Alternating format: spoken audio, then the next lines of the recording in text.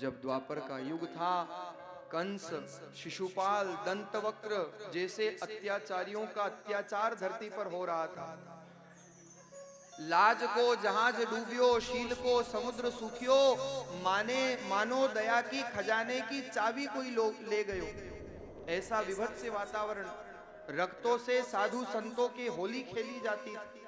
दिन रात मार काट, दिन रात साधु संतों को मौत के घाट उतारा जा रहा था।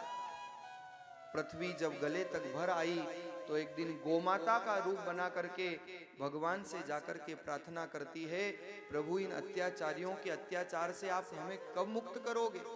मैं कब तक रुदन करती रहूंगी, मैं कब तक अपनी वेदना को छिपाती रहूंगी। गाय के रूप में आई पृथ्वी जब भगवान के समक्ष उपस्थित होती है तो भगवान ने आज आशीर्वाद दिया कि जाओ, चिंता मत करो, मैं बहुत जल्दी धरती पर आने वाला हूं।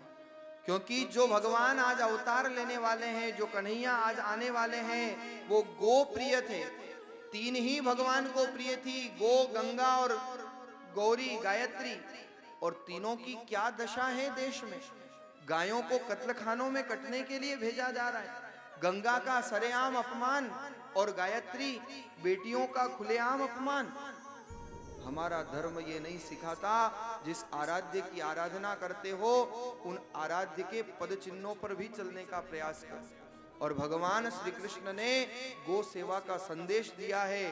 भगवान श्री कृष्ण जिन्होंने गो माता की प्रार्थना पर ही धरती पर अवतार लिया है। जब भगवान ने गाय को, गोमाता को जो पृथ्वी के रूप में थी, कृतार्थ किया, अपने जो देवता गण थे, अनुचर थे, उनको कहा जाओ पृथ्वी पर बस जाओ।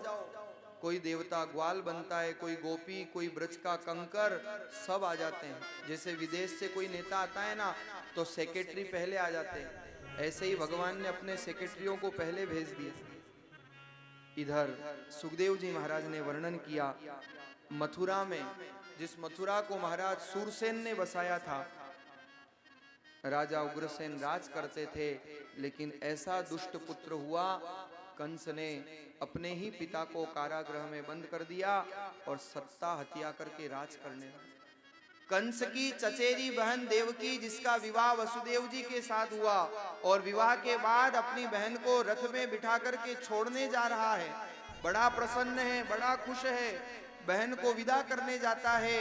इतने में तो आकाशवाणी होती है, अरे ओ कंस, जिस बहन को तू इतनी प्रसन्नता से छोड़ने जा रहा है, अस्यास्तमो अष्टमो गर्भो हंसायाम वह से अबुद्ध, इसकी कोख से होने वाली 8वीं संतान तेरा काल है, तेरा काल है, तेरा काल है। कंस घबराया, तलवार निकाली और जाकर के सीधे देवकी को मारना चाहता है, लेकिन वसुदेव जी ने चरण पकड़ लिए। महाराज कंस, ये क्या कर रहे हो? खल की प्रीत जथा थिर नाही, दामिनी दमक रहन घर माही। दुष्ट व्यक्ति का स्वभाव कब बदल जाए कुछ कहा नहीं जा सकता। वसुदेव जी ने चरण पकड़ लिए। कंस ने कहा, वसुदेव जी कानपुर में हड़ताल है क्या, आकाशवाणी नहीं सुनी? वसुदेव जी ने कहा, मैं हाथ जोड़ करके प्रार्थना करता हूँ, 8वीं संतान तो क्या, मैं हर संतान ला करके आपको दे दूंगा, लेकिन आप ये स्त्री वध का पाप अपने माथे मत लो। कंस ने वसुदेव देवकी को कारागृह में बंद कर दिया। इधर वसुदेव देवकी की संसार बगिया में जब पहला पत्र पुष्प खिला तो नन्हे से बालक को वसुदेव जी ले जाकर कंस के हाथ में दे देते हैं। एक बार तो कंस को भी दया आ गई, ये बालक क्या बिगाड़ेगा, पर नारद जी आए और नारद जी ने कहा, ओ कंस, क्या पता 8वीं संतान पहले ही संतान के रूप में आ जाए। कंस ने कहा, वाह नारद जी, आपकी तो आवश्यकता है, आप कहाँ गए थे इतने?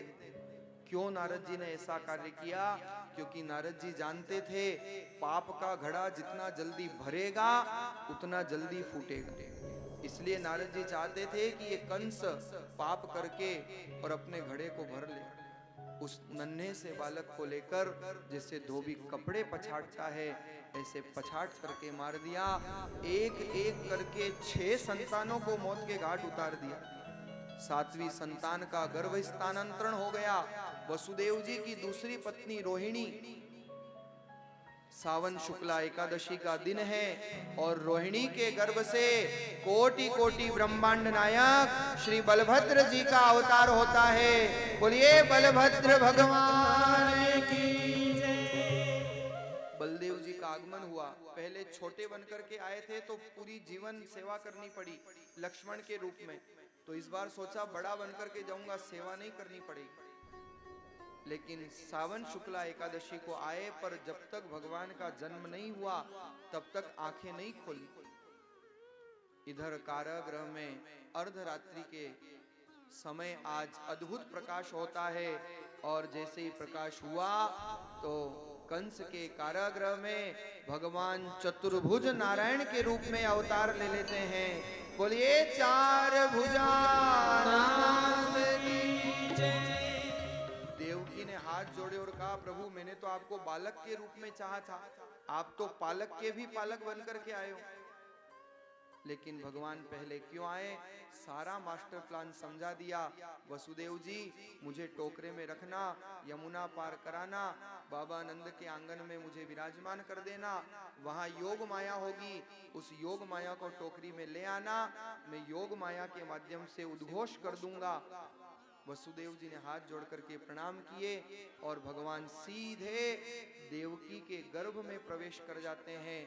गर्भस्थ नारायण भगवान की सभी देवताओं ने स्तुति की। सत्यवरम सत्यपरम सत्यव्रतम त्रिसत्यम सत्यस्य योनि निहितम च सत्ये सत्यस्य सत्यमृत सत्यनेत्रम सत्यात्मकम त्वाम शरणम प्रपन्न। 9 बार सत्य शब्द का प्रयोग किया क्योंकि 9 पूर्णांक है। 9 का पहाड़ा आप बोलोगे ना तो अंक 9 ही आएंगे। 9 एकम 9, 9 दूनी 18, 8 और 1 9, 9 त्रि 27, 7 और 2 9। बाकी आप बोल लेना, पूरा बोलने का समय नहीं है अभी। पूर्णांक है 9, इसलिए 9 बार सत्य शब्द का प्रयोग किया गया। इधर आज मथुरा के कारागृह में भादवा अष्टमी का पावन दिन आता है। रात के ठीक 12 बजे हैं, मूर्तियां मुस्कुरा रही है। योग लग्न ग्रह वार तिथि सब अनुकूल होते हैं। आकाश स्वच्छ होता है, मंद सुगंध वायु बहती है, बसंत खिल उठते हैं, 36 राग रागिनियां बज उठती है और वाद्य यंत्र के साथ आज कोटि कोटि ब्रह्मांड नायक मथुरा के कारागृह में देवकी के गर्भ से अवतार लेते हैं। बोलिए कृष्ण कन्हैया लाल की। ताले टूट गए, बेड़ियां छूट गई और छोटे से नन्हे से बालक को देखकर वसुदेव जी अपने वचनों को भी चरणों में अर्पित कर देते हैं। कन्हैया को टोकरे में रखा और वसुदेव जी यमुना की तरफ निकल पड़ते हैं। आज यमुना के आनंद आयो, ब्रह्म स्वयं चली आयो। हमारे मध्य में भी वसुदेव जी कन्हैया को लेकर के आ रहे हैं। आप लोग बैठे बैठे दर्शन करिएगा। जैसे ही यमुना में प्रवेश किया तो आज रिमझिम बारिश हो रही थी। बलदेव जी ने सोचा था बड़ा बनकर के जाऊंगा तो सेवा नहीं करनी पड़ेगी, लेकिन आज शेषनाग के रूप में सबसे पहली सेवा ही बलदेव जी की लगती है क्योंकि शेषा अवतार है। पर ये ध्यान रखना, वसुदेव जी को नहीं पता कि टोकरे पे सांप भी है। अगर वसुदेव जी को पता चल जाए तो टोकरा भी गया, डोकरा भी गया और छोकरा भी गया। लेकिन वसुदेव जी के माथे पर टोकरे पर भगवान विराजमान और शेष जी महाराज छाया करते हैं। आज सारा संसार भगवान को बुलाता है और भगवान को यमुना कहती है। आइए तालियों की सेवा करते हुए आजा कन्हैया प्यारे, आजा कन्हैया प्यारे, आजा कन्हैया प्यारे, आजा कन्हैया प्यारे, आजा कन्हैया प्यारे, आजा कन्हैया प्यारे, आजा कन्हैया प्यारे, आजा कन्हैया प्यारे, आजा कन्हैया प्यारे आजा रे, कन्हैया प्यारे आजा रे, कन्हैया प्यारे आजा रे, कन्हैया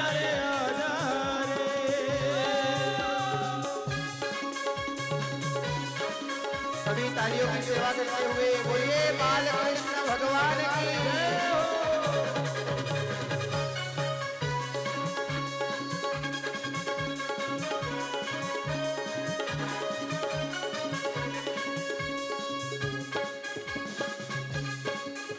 अरे गोपी बुलाए तुझे गैया बुलाए, गोपी बुलाए तुझे गैया बुलाए, गोपी बुलाए तुझे गैया बुलाए, गोपी बुलाए तुझे गैया बुलाए, तू बंशी बजा जा रे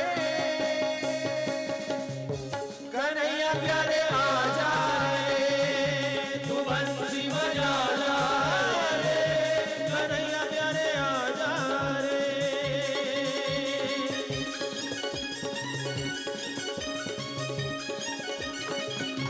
बोलिए बाल कृष्ण भगवान की जय हो।